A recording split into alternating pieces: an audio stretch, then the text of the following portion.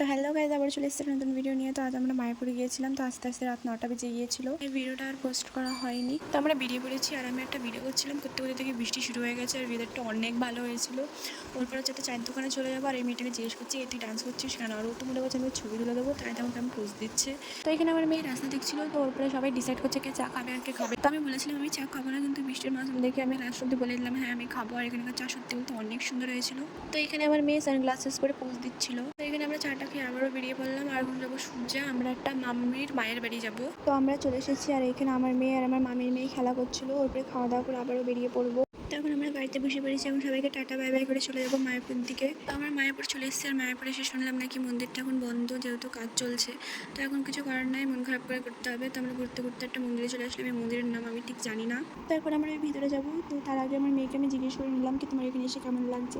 আমার মেয়ে তো বলছে অনেক ভালো লাগছে। আমার মেয়েকে আমি একটা গোপী ড্রেস কিনে দিয়েছিলাম আর গোপী ড্রেসটা পরিয়ে ভিডিও করা হয়নি, শুধু ছবি তুলেছিলাম। আমার মেয়েকে দেখে সবাই বলছিল শ্রী রাধারানী যাচ্ছে, আমার না শুনে অনেক ভালো লাগছিলো। তো এখন আমরা মন্দিরের ভিতরে চলে যাবো, যেহেতু ফোন নিয়ে যেতে পারবো না, কেন ফোন নো এন্ট্রিতে ছিল। মন্দিরের ভিতরে ঘুরে ঘুরে এসে বাইরের এই জিনিসগুলো দেখছিলাম, খুব সুন্দর সুন্দর জিনিস ছিল। এখান থেকে আমরা জিনিসও কিনেছি, একদম ভিডিও লাস্টে দেখাবো। তো আমরা এইখান থেকে কটা প্রসাদ কিনে নেব।